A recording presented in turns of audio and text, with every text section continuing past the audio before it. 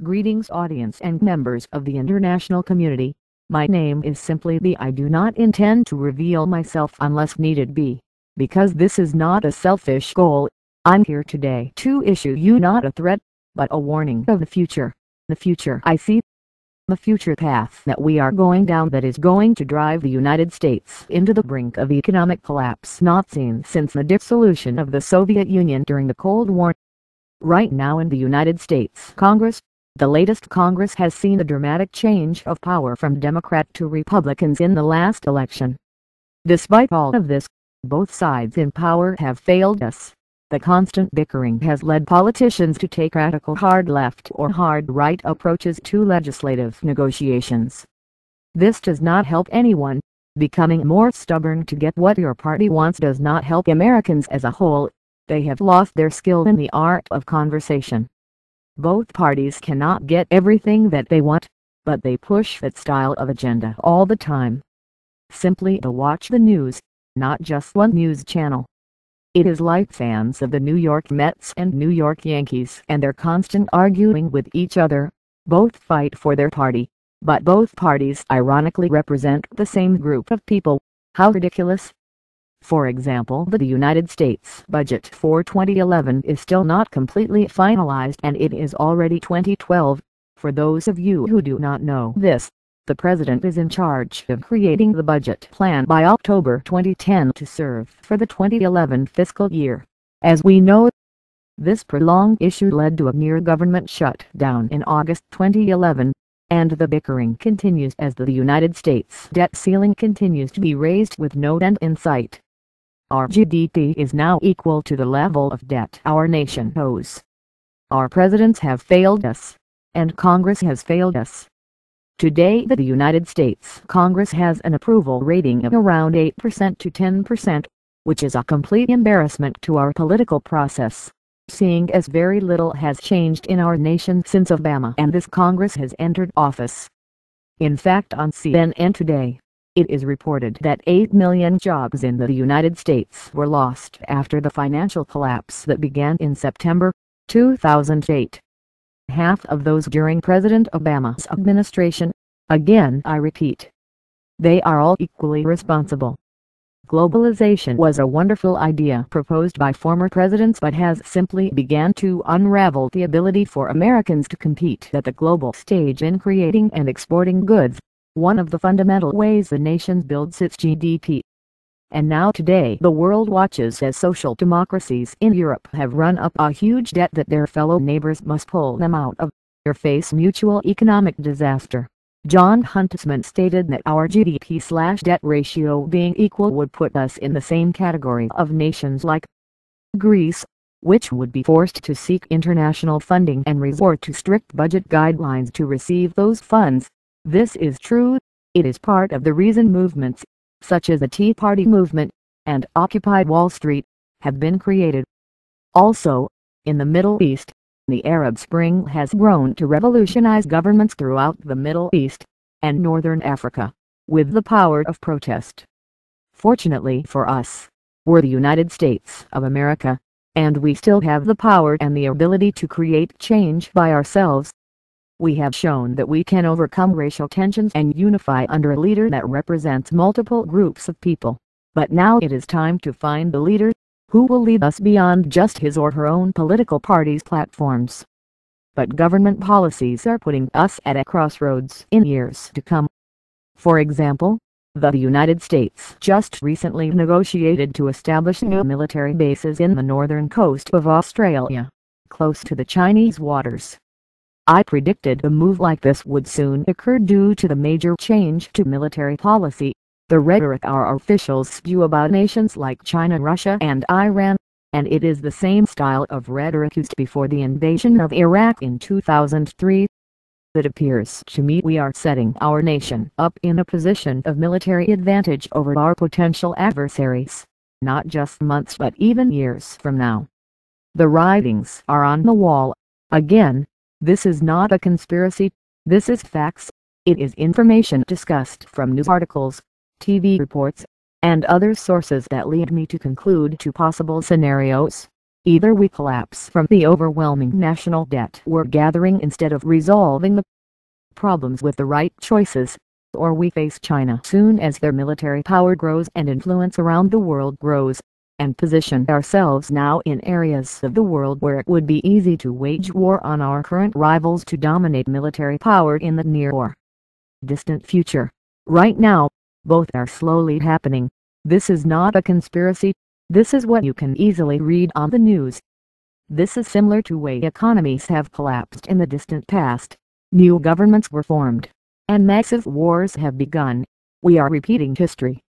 For example, the assassination of a Saudi Arabian ambassador in a Washington, D.C. cafe would not only kill the ambassador and possibly many United States senators, but cause a new war in the way similar to the way World War I was started. From there, the possibilities are endless.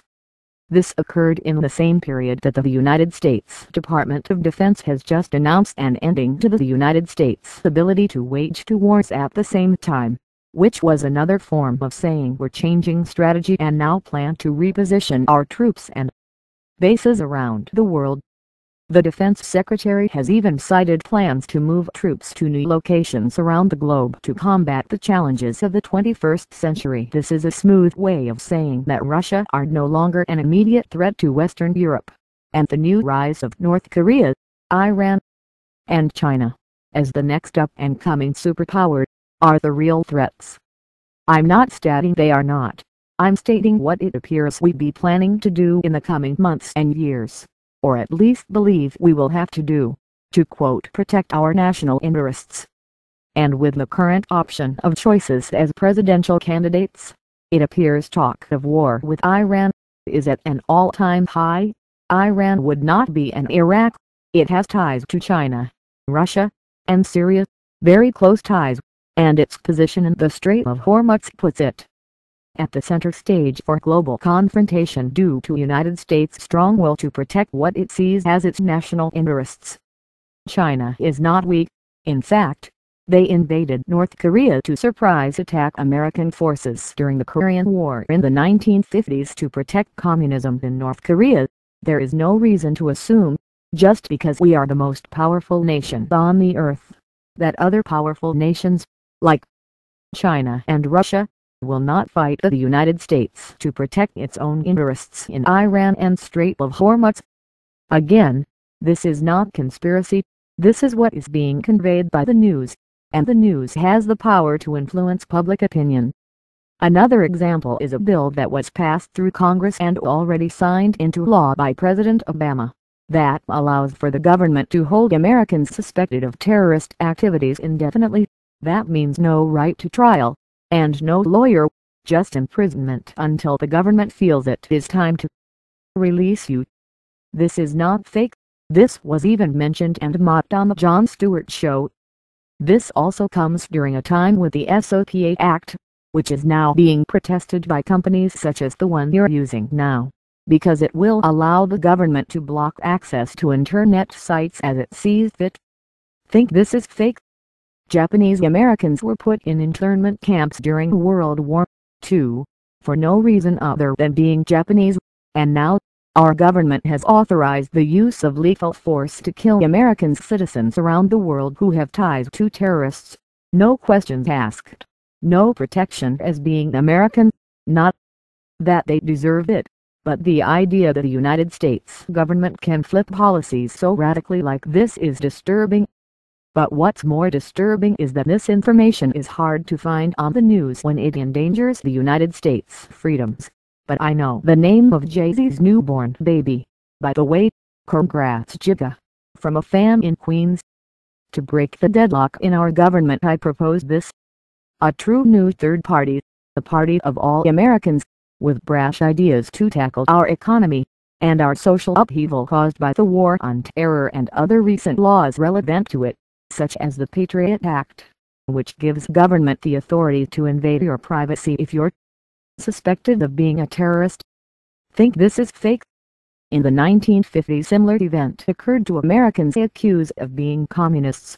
This was called McCarthyism, and after the war on communism ended, We're now fighting a new entity with less national affiliation to a government than our last rival, and this gives our government more brazen methods to take away freedoms in exchange for security and protection. This is what the Founding Fathers were afraid of, for an important reason, the same reason that the very Second Amendment into our Bill of Rights was a right to bear arms, not only for peaceful purposes, but to give weapons access to the American public in case of the rise of a monarchy or dictatorship in the United States of America.